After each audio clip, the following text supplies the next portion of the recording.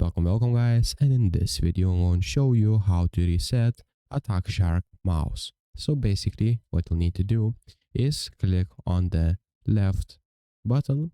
After that, click on scroll wheel and click on the right button. So hold these three buttons simultaneously for 5 to 7 seconds. Your mouse will start to flash, and that means you did a hard reset. So basically that's how you do a reset for your mouse.